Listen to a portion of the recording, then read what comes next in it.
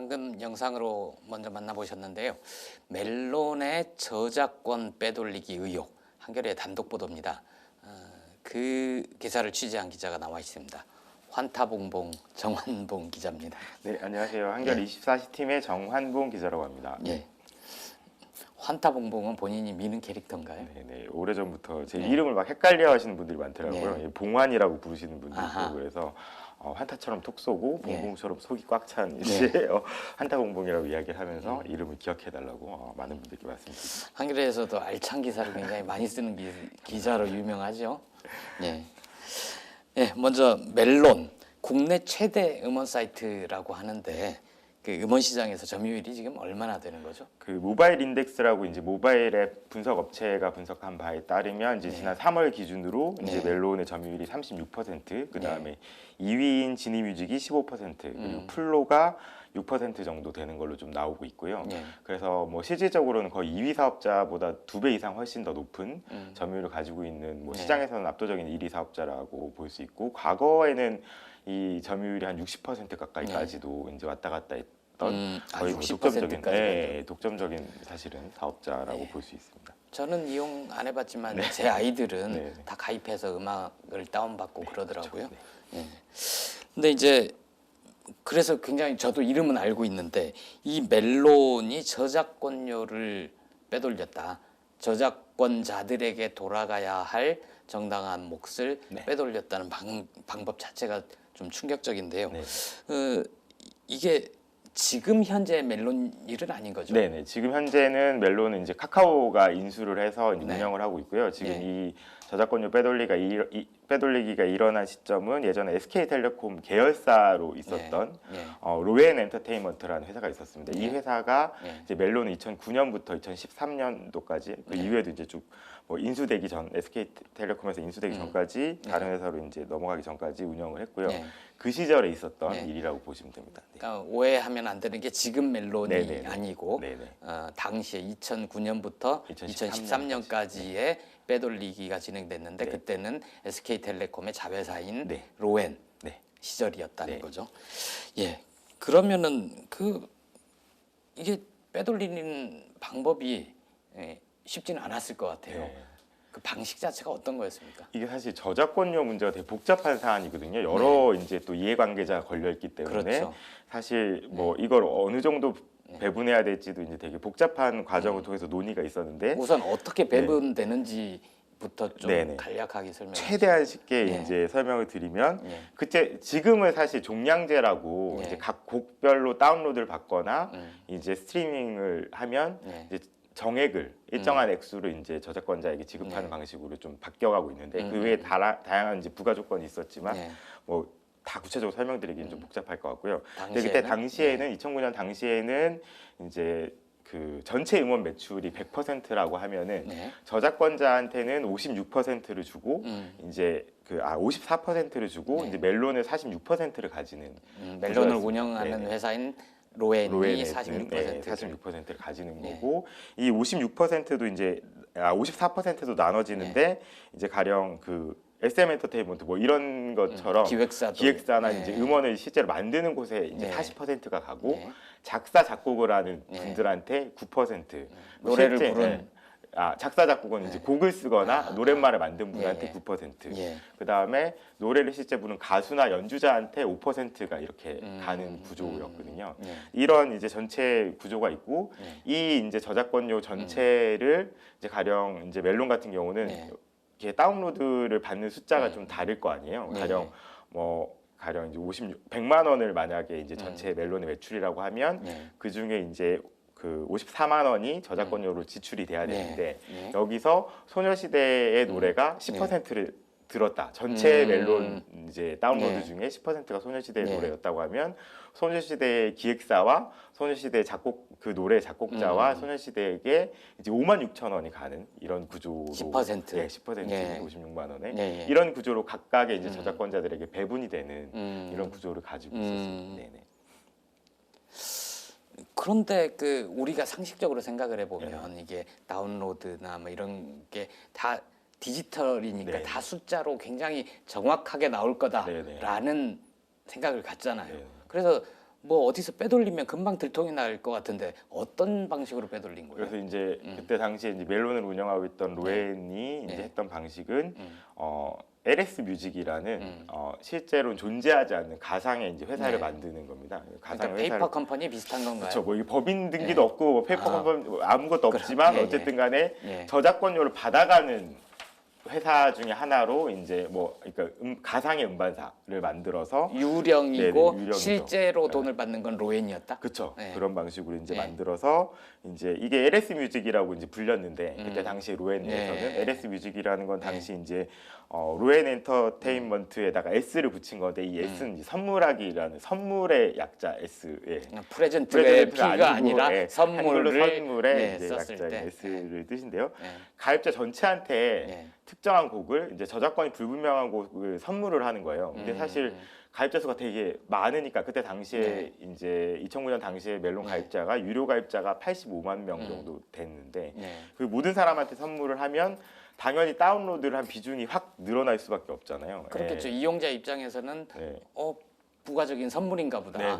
그렇게 생각을 근데 할 그것도 거예요. 뭐 이용자가 확인할 수 있는 그런 영역의 선물을 딱 선물이 왔습니다라고 확인되는 거라기보다도 잘 모르는 이제 구석에다가 이제 선물하기를 명목상으로 이제 보냈다라고 이제 이렇게 해놓는 거죠. 그래서 그런데 이제 이걸 다 다운로드를 받은 걸로 계산을 해버리는 거예요. 정확하게 좀 이해가 안 가는데 이용자가 그럼 선물로 받아서 그 음악을 즐기긴 한 겁니까? 아니면 그것도 아니죠. 그것도 아니고 듣든 말든 간에 다운로드를 했다라고 친 거죠. 선물을 했다 치고 당신들은 그걸 다운로드 했다 치고 그렇죠. 어디 구석에는 가 있었을 텐데 해놓고 그것만큼의 그 저작권료를 가져왔다. 자기가 가져간 거죠.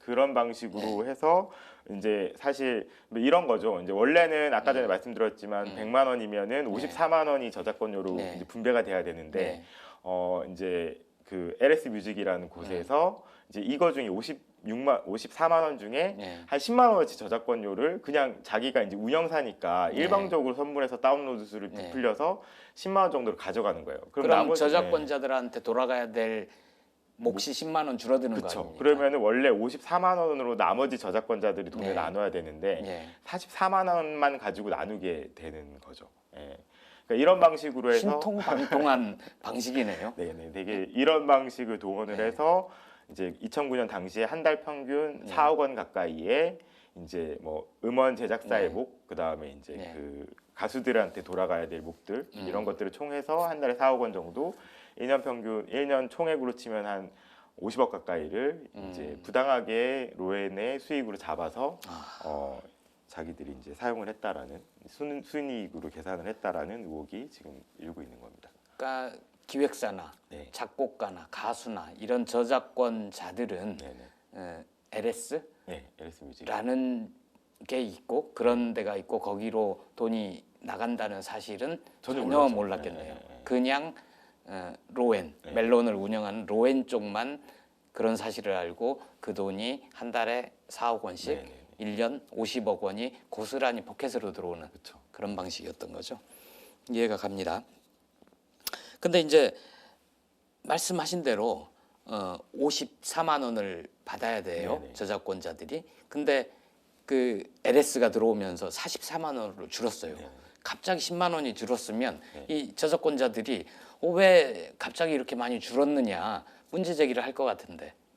실제로 이제 저희가 뭐 이제 내부 문건을 입수해서 이제 보면은 그때 당시에 이제 멜론의 이제 가장 큰 점유율을 차지하고 있었던 게 엠넷 미디어인데요. 엠넷 미디어 같은 경우는 거의 8천만 원 가까이 전달 대비 줄었거든요. 그러니까 당연히 이제 뭐 그 로엔에서도 이런 질의가 올 거를 생각을 해서 이제 대응을 하는 게 이제 몇 가지 이제 방법이 있었습니다. 미리 매뉴얼을 준비해 둔 거죠. 이제 대응 매뉴얼, 거짓말 대응 매뉴얼이 이제 있었던 건데 이제 이게 2009년 1월이 어떤 시점이었냐면 원래 멜론은 이제 SKT 사내벤처에서 이제 개발을 해가지고 이제 2004년 정도부터 운영을 하다가 2008년 12월부터 이제 로엔이라고 그때 예전 서울음반 이 이름을 바꾼 거예요. 이제 로엔이라는 여기 레코드 만들던 회사가 SKT의 또 계열사였거든요. 계열사로 들어와서 이제 그 운영이 되다가 이 계열사의 로엔이라는 계열사에 SKT가 이 서비스를 넘겨서 운영을 맡기는 이런 구조가 됩니다. 이제 그렇게 되면은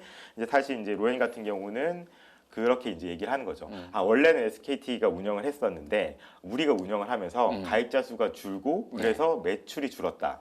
실제로 가입자가 줄었나요? 안 줄었죠. 가입자는 네. 오히려 이제 다소 늘었죠. 네. 늘었던 방식이고 늘었지만 이제 그렇게 얘기를 하고 또 이제 그 권리사들에게는 저작권자들에게는 지금 우리 유료 회원 수가 70만 명이 안 된다. 근데 실제로는 85만 명 안팎이었거든요. 그러니까 15만 명을 이제 속여서 70만 명 이하다라는 방식으로 이제 대응을 한다.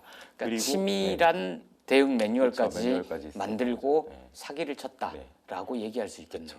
그리고 이제 이게 기획사로만 돌아가는 돈으로 계산을 하면 네. 그때 당시 로엔도 당연히 로엔도 사실 이제 뭐 여러 이제 음원을 제작하는 그 역할을 했던 네. 그 역할도 같이 하고 있었기 때문에 로엔도 매출이 당연히 줄어들 수밖에 스스로도 없잖아요. 예. 줄어드는 거죠. 전체 이렇게 파이가 있으면 네네. 예전에는 없던 한 사람이 몫이 생겼어요. 이만큼을 떼어 먹으니까 네. 그만큼 줄어들겠죠. 네, 그래서 실제로 이제 그때 당시 로엔 엔터테인먼트는 한 7,600만 원 정도 이제 그 예를 뭐 30% 정도 전원 대비 줄었던 네. 거죠. 그래서 우리도 줄지 않았냐라고 네. 얘기를 하는 거죠. 근데 사실은 로엔 S라는 LS 네, 뮤직이라는 LS에서 곳에서 2억 9천만 원 정도가 이제 기획사 몫만 플러스가 됐기 때문에 사실은 기획사 몫으로만 쳐도 2억 2천만 원, 나머지 이제 그 권리자들 뭐 이제 그 가수라든지 저작권자들까지 치면은 뭐 네. 3억 8천만 원 가까이 가져가서 이익을 봤음에도 불구하고 우리도 줄었다라고 얘기를 하면서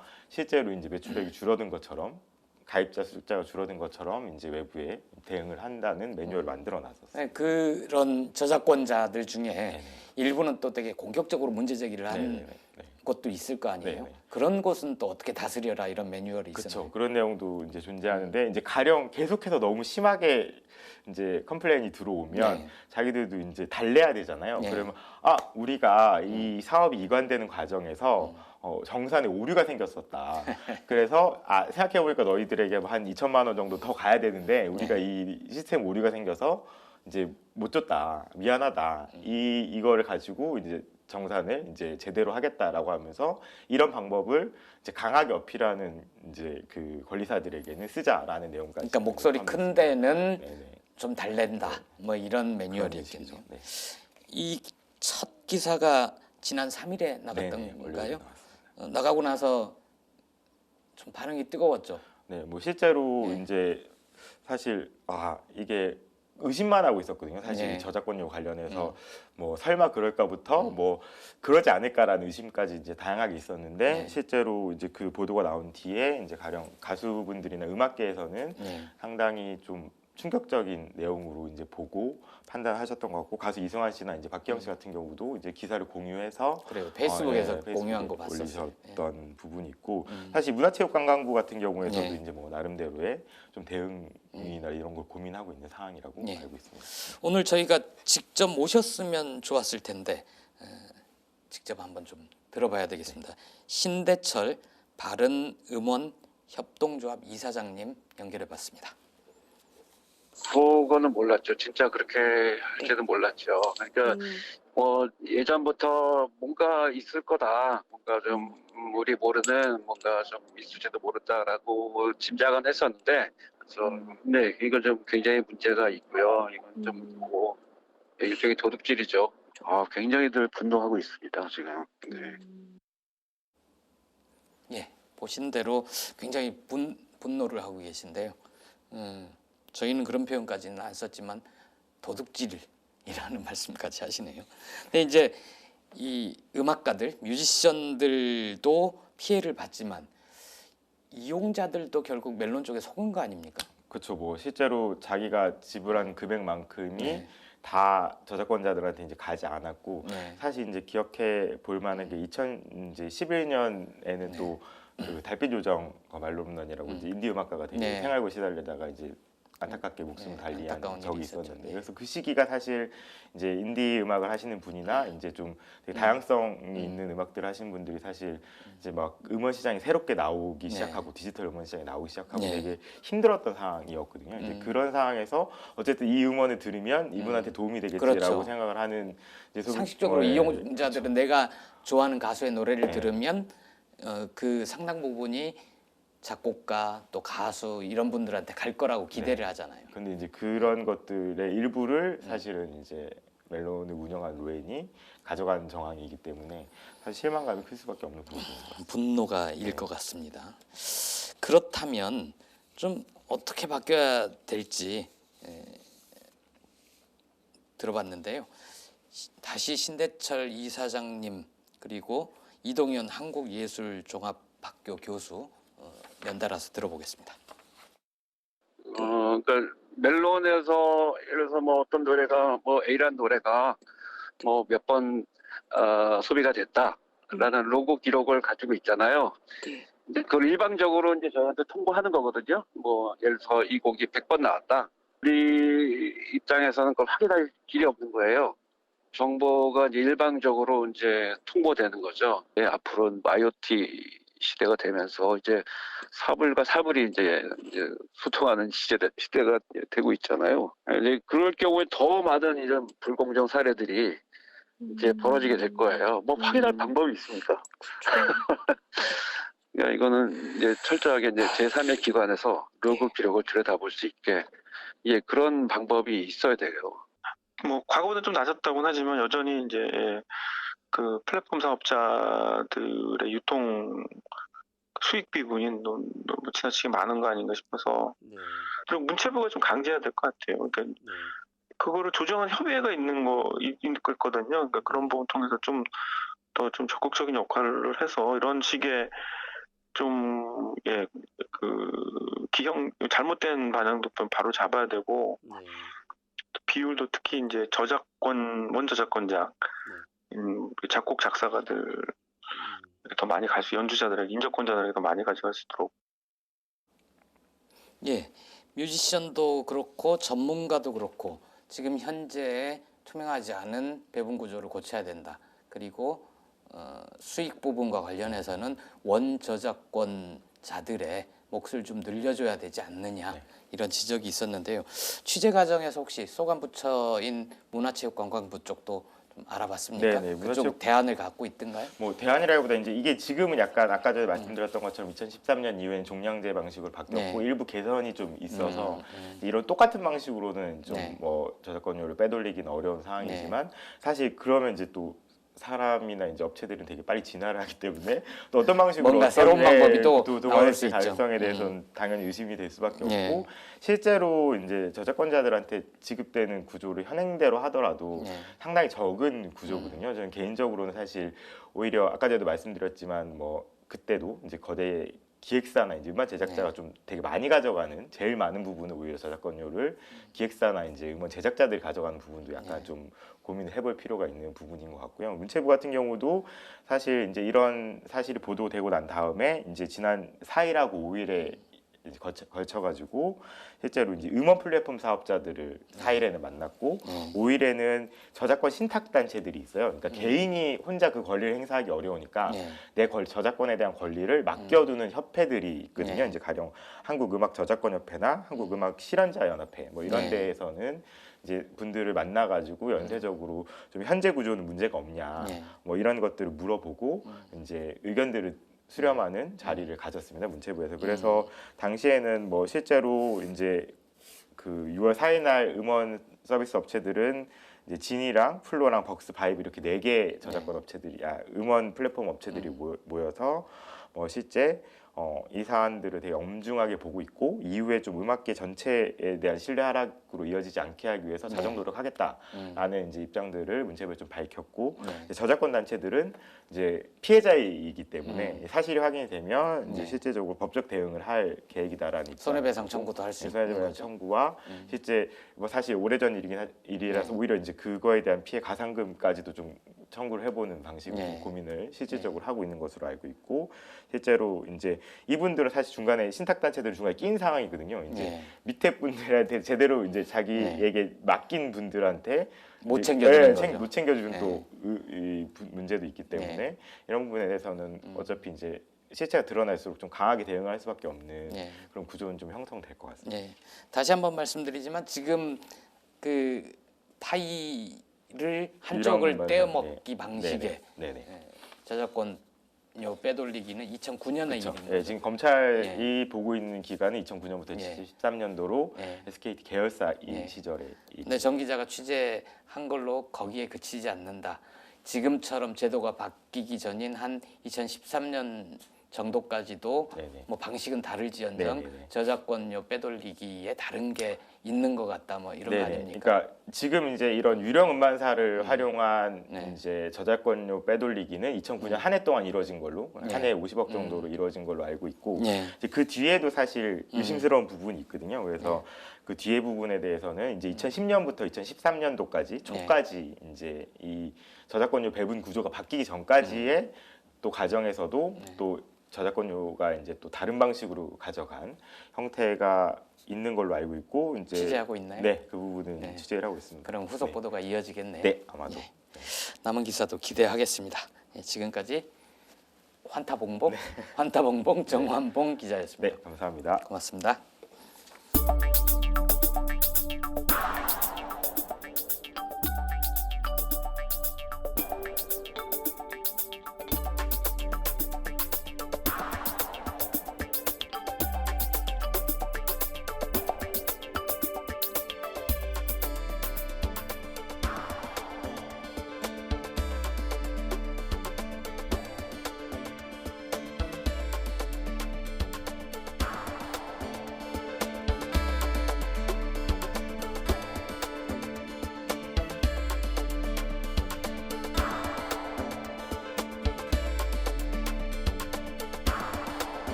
예, 오늘 뉴스 보신 시청자분들이 화가 많이 나신 것 같습니다.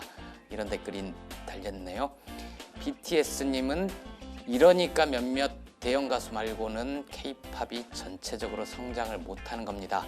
저작권료도 제대로 못 받으니까 이렇게 하셨고, 또 싸이님은 제주는 곰이 부리고 돈은 왕서방이 번다는 말이 딱이네요. 이렇게 지적해 주셨습니다. 오늘 준비한 소식은 여기까지입니다. 한겨레와 더 빨리 만나는 습관, 한겨레 라이브 내일도 계속됩니다. 고맙습니다.